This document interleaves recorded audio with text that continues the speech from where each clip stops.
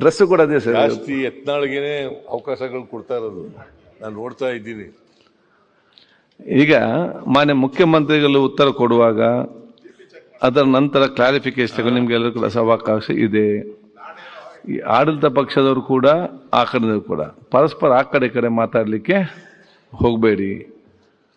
ಇದರಲ್ಲಿ ನೀವು ಬೆಳಿಗ್ಗೆ ಅದು ನೋಡಿ, ಅವ್ರು ಮುಖ್ಯಮಂತ್ರಿಗಳಿಗೆ ಮಾತಾಡುವಾಗ ಮಾತಾಡ್ತಾರೆ. ನೀವು ಅದಕ್ಕೆ ಏನಾದಿದ್ದರೆ ನಿಮ್ಗೆ ಎದ್ದು ಕೇಳ್ಬಂದ ಅವಕಾಶ ಇದೆ ಅಲ್ವಾ?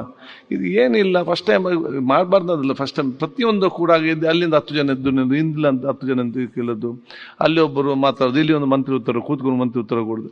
ಈ ರೀತಿ ಆದರೆ ನಮಗೆ ಸಮಯದ ಅಭಾವ ಕೂಡ ಕಡಿಮೆ ಆಗ್ತದೆ. ಎರಡು ಕಡೆಯಿಂದಲೂ ಕೂಡ ಆಗ ಎಲ್ಲರಿಗೂ ನಾನು ಹೇಳಿದೆ ಇಷ್ಟೀಗೆ ನಮ್ಗೆ ಕೂಡ ಜಾಸ್ತಿ ಗದ್ದಲಾದಾಗ ಕೇಳದಾಗ ನಮಗೆ ಪರಮ ಅಧಿಕಾರ ಇದೆ ಆ್ಯಕ್ಷನ್ ತಗೊಳ್ಳಿಕ್ಕೆ. ನಾವು ಅಲ್ಲಿ ತನಕ ಹೋಗುದಿಲ್ಲ. ಅದಕ್ಕೆ ಅಲ್ಲಿ ಅಂಥ ಅವಕಾಶ ಕೂಡ ಯಾರು ಕೂಡ ಕೊಡಬಾರ್ದು. ಆದಷ್ಟು ಬೇಗ ರಿಪ್ಲೈ ಮುಗಿಲಿ, ಕ್ಲಾರಿಫಿಕೇಶನ್ ಬೇಕಾದ್ರೆ ಕೇಳಿ, ಮತ್ತೆ ಬಹುಶಃ ಮುಂದಿನ ಚರ್ಚೆಗೆ ಇದ್ದದ್ದು ಸತ್ಯ. ಎತ್ತಿ ಬಿಸಾಕ್ತೀನಿ ಕಿತ್ತುಗಿತ್ತೀನಿ ಅಂತ ಹಿಂಗೆ ಅಂದ್ಬಿಟ್ಟು ನೀವು ಹೇಳಿದ್ರಿ ಕರಾವಳಿಯ ಭಾಷೆ ಸುಂದರ ಭಾಷೆ ಅಂತ ಹೇಳಿ. ಸೊ ಸುಂದರ ಭಾಷೆಯಿಂದ ಸುಂದರ ಪದಗಳ ಬರ್ತದೆ, ಏನ್ ಮಾಡುದು ಒಮ್ಮೆ. ನೀವು ಅಲ್ಲಿ ಕೂತು ಎತ್ತಿ ಬಿಸಾಕ್ತೀನಿ ಅಂತೀರಿ, ಅಲ್ಲಿ ಕೂತವ್ರು ಒದ್ದ ಅಧಿಕಾರ ತಗೋತೀರ.